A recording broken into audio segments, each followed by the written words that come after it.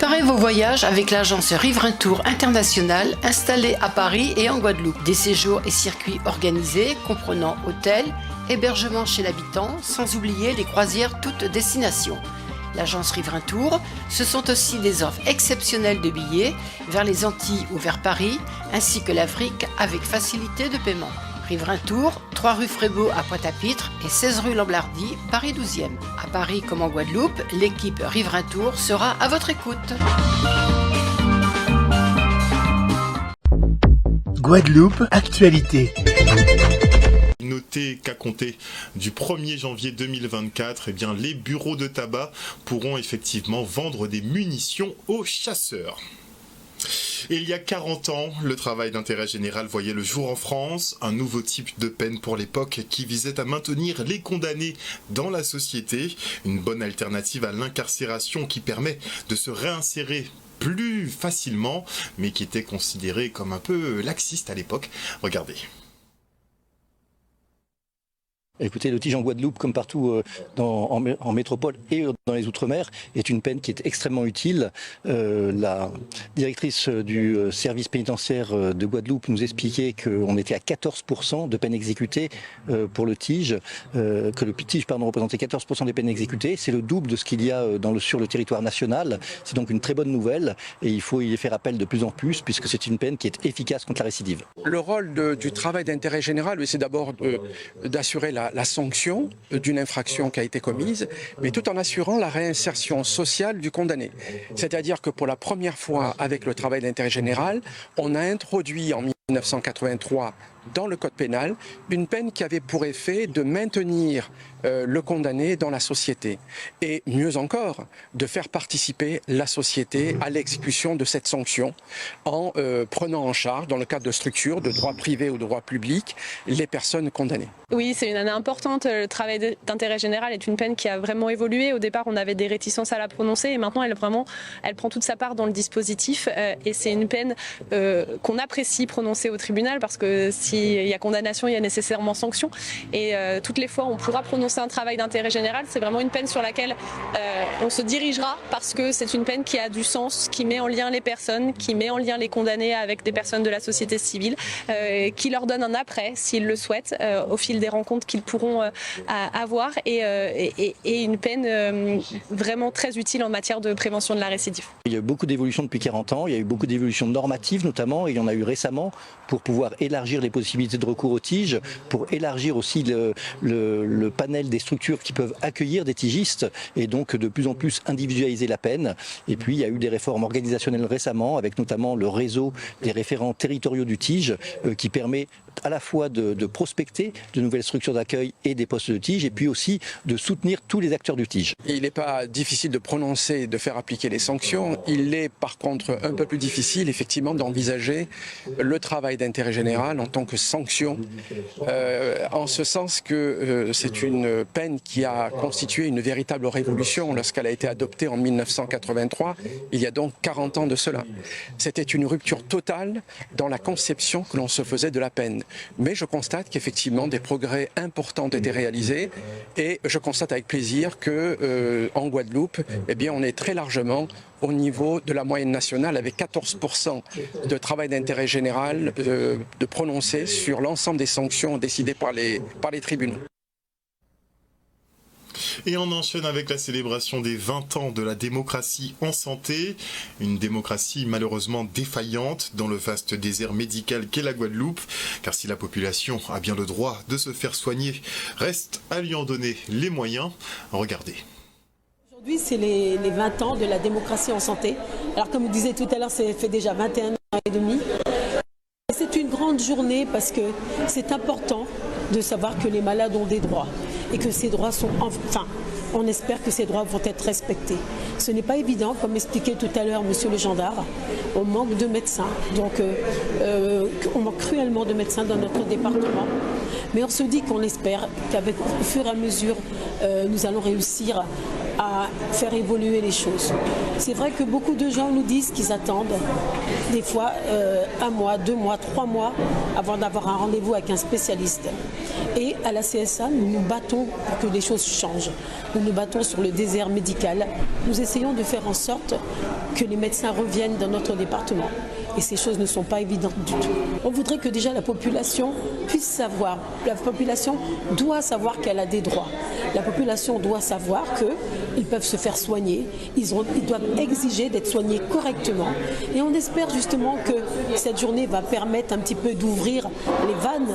Parce que trop souvent, on entend des gens qui nous disent « j'ai été à l'hôpital, j'ai été mal reçu, je suis resté des heures aux urgences, ma famille est morte aux urgences ». Tout ça, alors bien sûr, on sait bien que ça ne va pas changer tout de suite.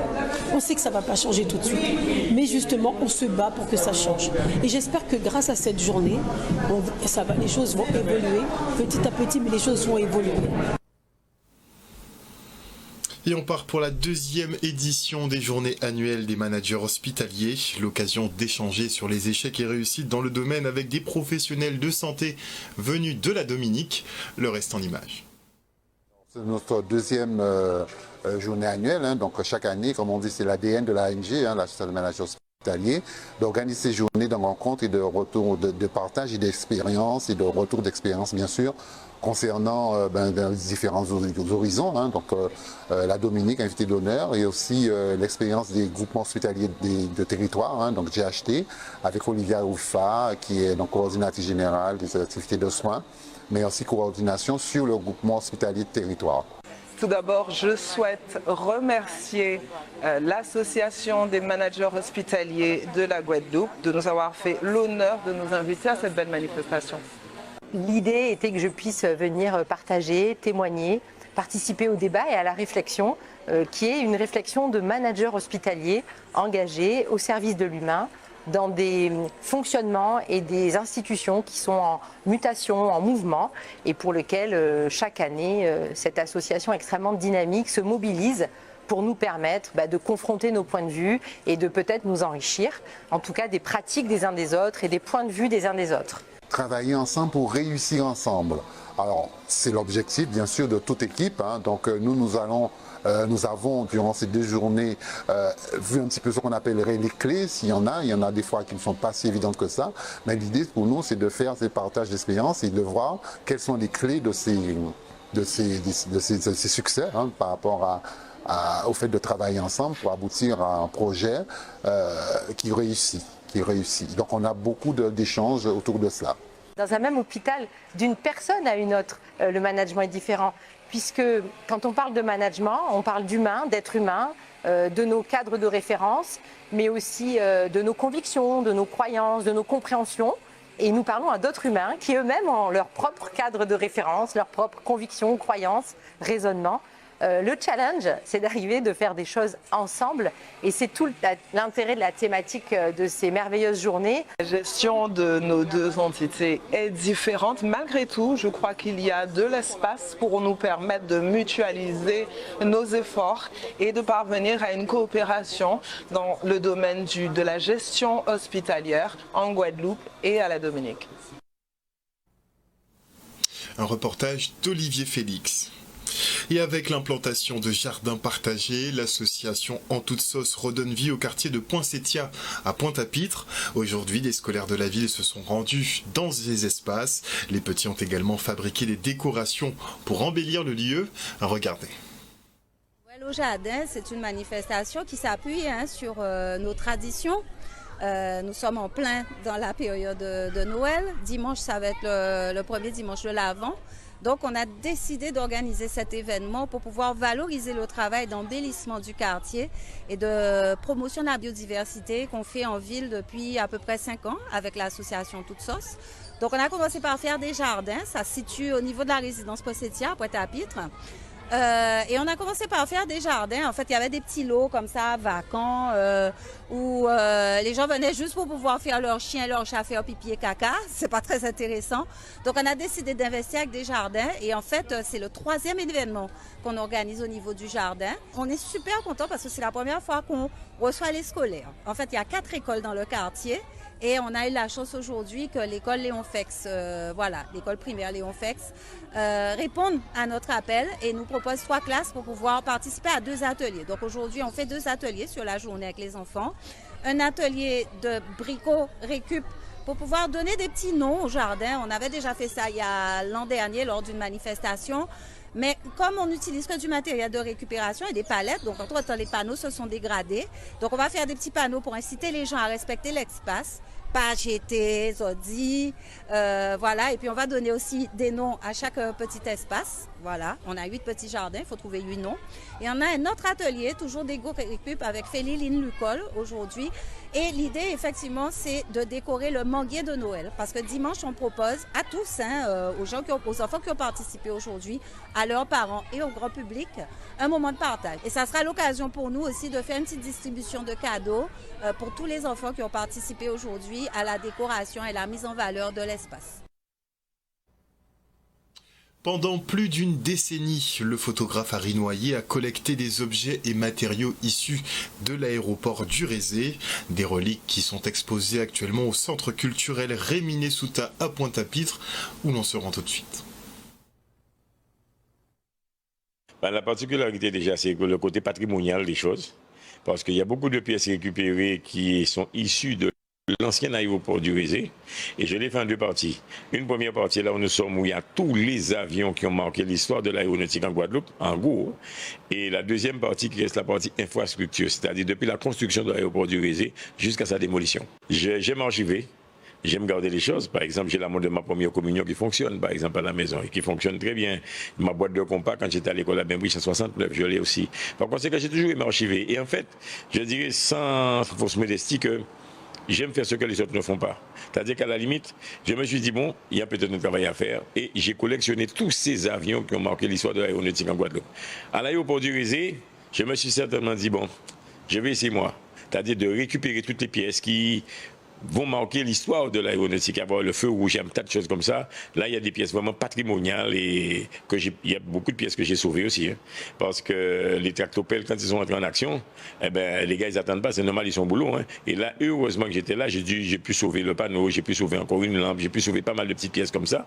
Mais en fait, c'est rappelé aux Guadeloupéens comme quoi que l'aéroport du Rézé existait. Et par contre, ce que je remarque depuis le début de l'exposition, c'est que les Guadeloupéens aiment vraiment ce qui est aéronautique, les Guadeloupéens aiment vraiment l'avion. Ah ouais. Et c'est pas pour rien, j'ai eu dernièrement comme information qu'au niveau des DOM, la Guadeloupe est quand même première au niveau des métiers d'aéronautique, en tant que pilote, en tant que mécanicien et autres. Samedi 25, il va y avoir encore une conférence pour causer, mais avec des éléments nouveaux, de façon à compléter un petit peu le recueil, parce que notre génération actuelle, bon, mais c'est une génération qui s'en va, et il faut quand même qu'on laisse quelque chose, il faut qu'on laisse des traces. Et j'invite les gens, bien entendu, à venir. Bon, je me tiens à leur disposition pour expliquer un petit peu ce que je sais, sans pour autant me faire passer pour ce que je ne suis pas. Et en parlant de patrimoine, connaissez-vous le cabolo, un rythme bien de chez nous? Eh bien, ce rythme venu de Sud-Basse-Terre et son créateur Billy Avinel ont été mis à l'honneur par la ville de Saint-Claude à l'occasion de la Sainte-Cécile, la fête des musiciens. Regardez.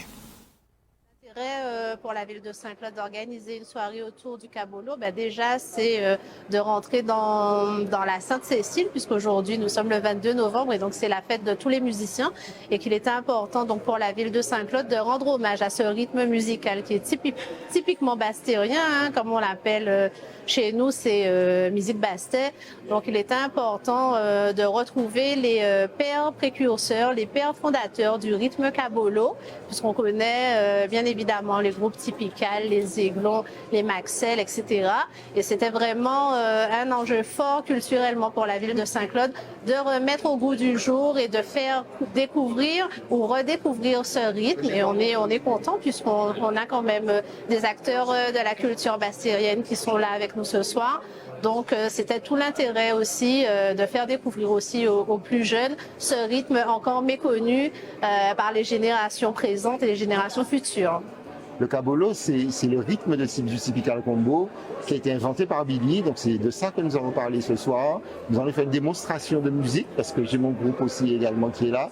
Et donc voilà, on va montrer ce que c'est que le cabolo. Rythme qui existe jusqu'à maintenant. Parce que ce que beaucoup de gens ne savent pas, c'est que les rythmes de caisse claire du carnaval, c'est du cabolo. Mais ça, beaucoup de gens ne le savent pas. Et donc, l'inventeur de ce rythme, il est là avec nous ce soir, M. Billy Avinel, et la soirée lui est dédiée. C'est lui qui a l'honneur.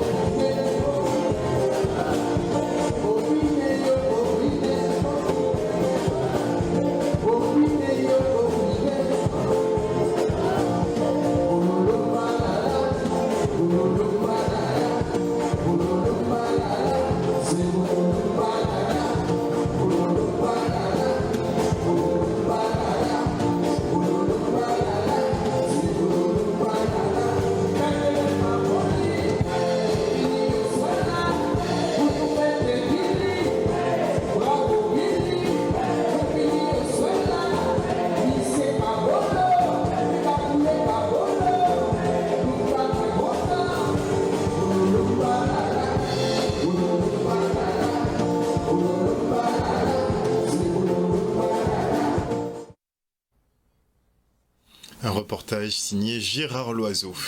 Et nous sommes actuellement en liaison téléphonique avec Madame Francesca Faithfull, élue à la ville des Abîmes. Bonsoir Madame Faithfull. Bonsoir Harold, bonsoir aux téléspectateurs de Canal 10. Allô? Allô, je vous entends bien. Oui, alors très bien. Alors Madame Faithfull, les festivités de la fête patronale des Abîmes débutent dès ce soir avec le théâtre d'Ouvre-en-Porte. À quoi effectivement la population doit s'attendre pour les prochains jours? Alors, théâtre Abîmes, ça entre bien dans le cadre de notre thème de cette année qui est Abîmes Ville, territoire d'action et d'animation. Nous finissons l'année Abîmes Ville verte et durable et nous entrons dans ce nouveau thème, Abîmes Ville d'action et d'animation. Et c'est ce que nous allons prouver avec toutes les actions que nous mettons en place, notamment au niveau du théâtre. Ce soir, l'ouverture de Théâtre Abîmes sur l'esplanade du Palais de la Culture Proto. Et nous continuons avec des temps forts. Est-ce que je peux annoncer les temps forts? Bien sûr, allez-y. Alors, mercredi, nous avons, le 10, la fête patronale elle-même, c'est le 10, dimanche 10 décembre. Le maire attend sa population comme d'habitude pour un repas républicain après la parade des associations, ça c'est le dimanche 10. Mais la veille, le samedi 9, nous avons le podium des associations et toutes les associations viennent montrer ce qu'elles ont fait dans l'année, ce qu'elles sont capables de nous montrer, ce qu'elles sont capables de produire. Le vendredi, c'est le Léroz, le traditionnel Léroz, sur le monde de la mémoire, avec le groupe des jeunes de Grand Camp, Camas. La veille, le jeudi, nous avons le jeudi, nous avons Anateco. Nous avons un concert de gospel avec Anateco, qui est notre invité. Le mercredi, nous avons les Rosatimoun avec une invitée surprise que nous n'allons pas dénoncer. J'ai envie de dire que nous n'allons pas annoncer. C'est une invitée surprise le mercredi. Et pendant toute la semaine comme ça, nous avons des temps forts. Le mercredi soir, il y a la grande messe de l'Immaculée Conception. Et le plateau artistique, c'est l'après-midi du dimanche 10 décembre. Le plateau au cours duquel nous allons recevoir des artistes. Voilà. Alors, le maire a souhaité que cette fête se tienne en dépit des difficultés budgétaires parce que c'est vrai qu'il y a tellement à faire, tellement à couvrir sur le territoire des Abîmes que nous n'avons pas un budget énorme pour organiser cette fête patronale. Mais nous restons quand même dans je veux dire, les normes parce que nous avons quand même des habitudes et que nous n'allons pas sacrifier. Mais ce ne sera pas, nous n'aurons pas des dépenses gigantesques. C'est une fête qui est, on va dire, modeste, mais qui répondra quand même aux attentes de la population parce que les gens ont besoin de sortir, on le sent, les gens ont besoin de se rencontrer, de sortir. Et puis il y a aussi un regain d'activité pour les commerçants parce que c'est à cette occasion que les commerçants sont dehors, les restaurateurs, en fait tout le monde sort un peu son épingle du jeu. Et c'est important pour nous de montrer, de manifester cela, l'intérêt que le maire porte à sa population.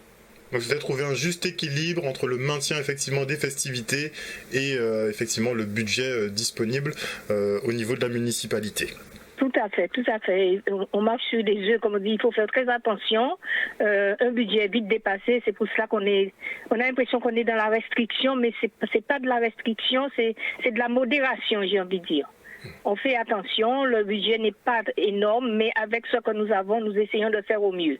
Très bien.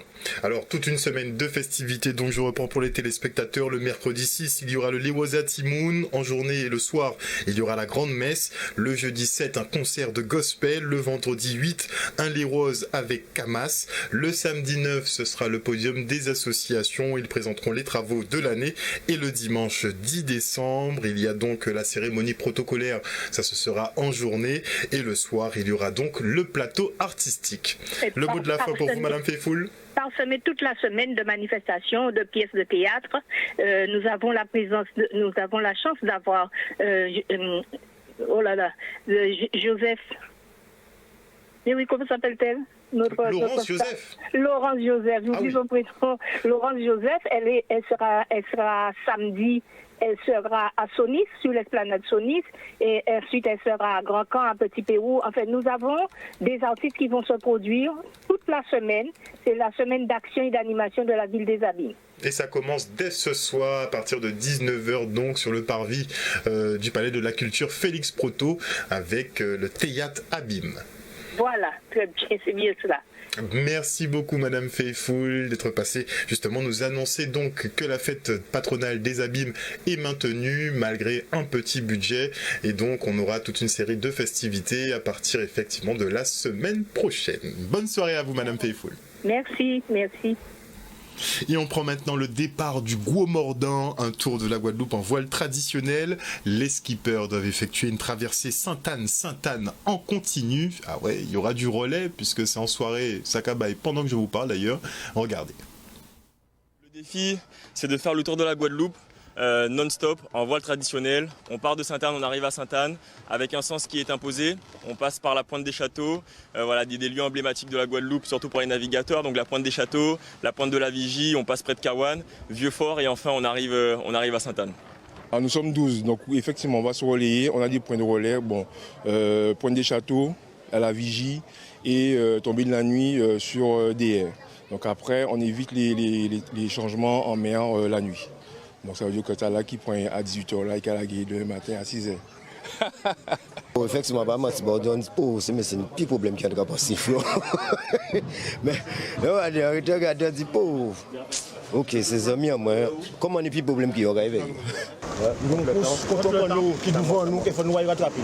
Donc après promenade, nous en promenade. Donc pour nous que gérer fort là, pour que nous fassions le maximum pour nous livrer avec un temps qui est le meilleur possible. Deuxième but, sécurité.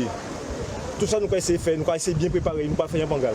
Et on revient dans un format qui est un peu particulier, plutôt que de faire une grande course qui serait un peu lourde. C'est un challenge. Chacun un défi, chacun décidera de partir quand il le souhaitera. Nous, on va essayer de mettre le temps de référence le plus bas possible. Et on attendra que ce record-là soit décroché pour que nous aussi, on y retourne. Est-ce que vous avez fait un coup de navigation de nuit pour vous entraîner? Oui, nous allons tester ça. Alors, en cas de dire souvent, la nuit est un jour comme un autre.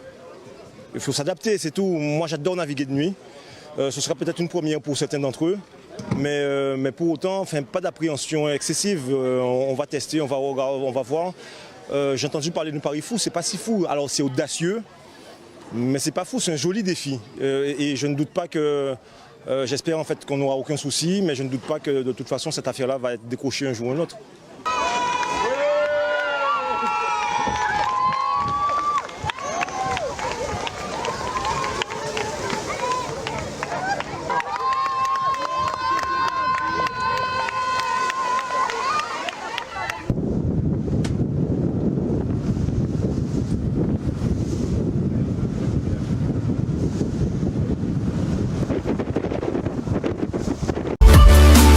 News Radio sur outremernews.fr.